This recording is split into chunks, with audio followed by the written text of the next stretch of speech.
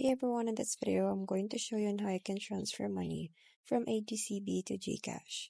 So unfortunately, you can't directly send money to GCash, but I'm going to show you on how you can do it in a bank account.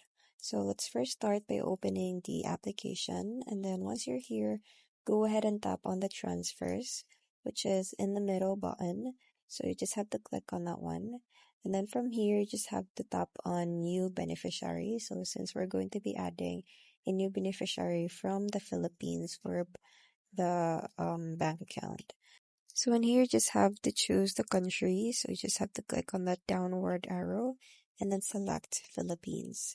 So once you're done with that, go ahead and add the beneficiary. So you put here, you click on that account number and then you add the account number and as well as the name and the country.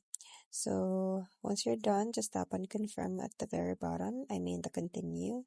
And then you have to review all the details if it's correct. And then once you're done, just go ahead and tap on confirm at the very bottom. After that, you have successfully added a new beneficiary. So just go ahead and go back to the home screen so that we can really send the money. So in here, you just have to tap on the existing beneficiary and then you click on that active beneficiary. And then from there, you will just see a list of the beneficiaries that you have added. So you just have to click on the newly added beneficiary and then you select the source of account.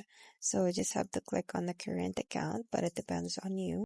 And then in here, you just have to go ahead and add additional information, but you can just leave blank to those optional. So in here, you also have to input the money or the amount of money that you're going to be sending.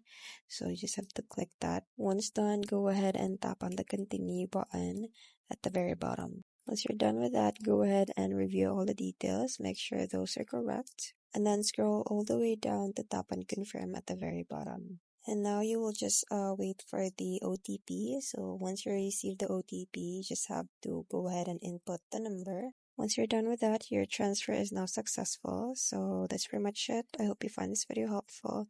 Thanks for watching and I'll see you in my next one. Bye!